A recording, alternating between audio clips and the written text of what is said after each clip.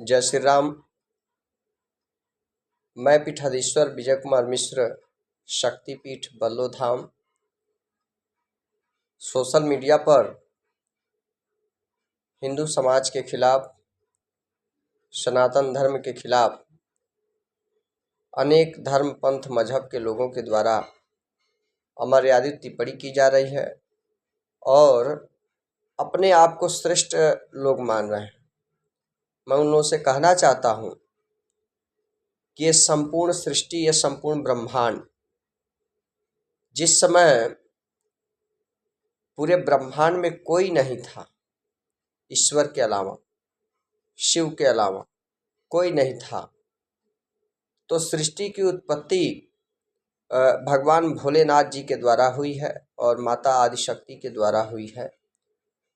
भोलेनाथ अपने रूप को जो है 3 रूपों में विभक्त करते हुए, शिव जी जो है 3 रूपों में विभक्त करते हुए, पहला रूप ब्रह्मा का, दूसरा रूप विष्णु का, तीसरा रूप महेश का, जो कैलाश पर्वत पर निवास करते हैं।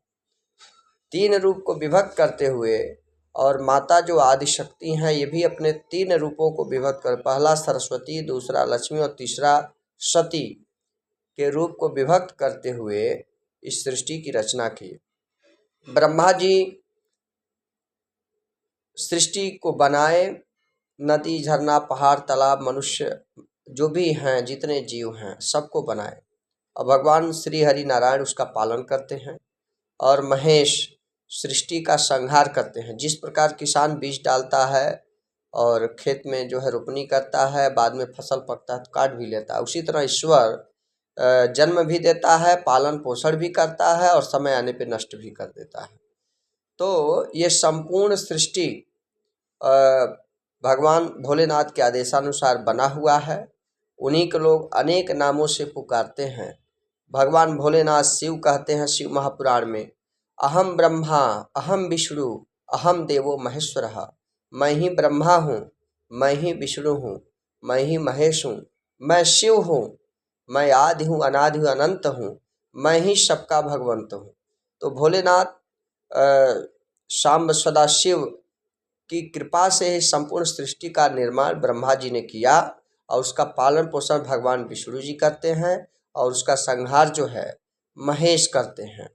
तो कुछ लोग कहते हैं सनातन धर्म के खिलाफ अमर्यादित टिप्पणी करते हैं, किसी कोई आसमानी किताब गिरा है तो किसी के दादा बाबा ने लिखा है।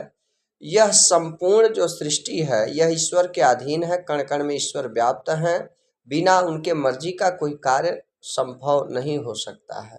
यदि कोई प्राकृत के नियम के विरुद्ध जाता है तो उसका विनाश निश्चित हुआ है। उदाहरण के तौर पे हिरण्यकश्यपु हो, हिरण्याक्ष राक्षस हो, कंस हो, रावण हो, पांडव हो या जितने भी लोग हुए हैं, जब भी प्राकृत के खिलाफ गए हैं तो उनका पतन निश्चित है।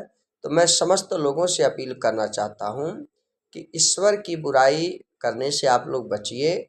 परमात्मा सर्वश्रेष्ठ है, जिन्होंने पूरी सृष्टि को बनाया, हमको, आपको, नदी, झरना, तालाब, पहाड़ सब वह परमात्मा का बनाया हुआ है। एक बार आप विचार करिए, जिस पर्वत को, जिस जंगल को आप कहते हैं ये मेरा है, जिस धरती को कहते हैं मेरा है, जरा सोचिए कि वह धरती, वह पर्वत, वह नदी, झरना, पहाड़, तालाब अनेकों हजार वर्षों से, करोड़ों वर्षों से वहीं पड़ा हुआ है। हम और आप 90 से 100 साल का मेहमान है, फिर चले जाना उसी लोक में। यहाँ कोई रहने नहीं है, एक सुई का तिनका भी, एक सुई भी कोई नहीं ले जा सकता। तो गुमान को छोड़िए, अहंकार को छोड़िए, परमात्मा ही सब कुछ है, सर्वव्यापी हैं। वह सबका पालन करता है, सबका जन्मदाता है और सबका संहार करता भी है। तो कुछ लोग मोबाइल पे परमात्मा के खिलाफ, ईश्वर के खिलाफ अमर्यादित टिप्पणी करते हैं कि ईश्वर नहीं है, परमात्मा नहीं है। उन मूर्खों को मैं यह कहना चाहता हूँ कि ईश्वर के बिना कोई कार्य नहीं हो सकता। ईश्वर ही सर्वश्रेष्ठ है। दिन हो, रात हो, हवा हो, पानी हो, जल हो, अग्नि हो, सब उन्हीं का बनाया हुआ है और उन्हीं के द्वारा हमको, आपको, सबको मिलता है। और जिस चीज़ पे गुमान करते हो कि ये मेरा पहाड़ है, ये मेरा ज़मीन है, ये मेरा ऐसा है वैसा है, सब छोड़ करके चले जाना है।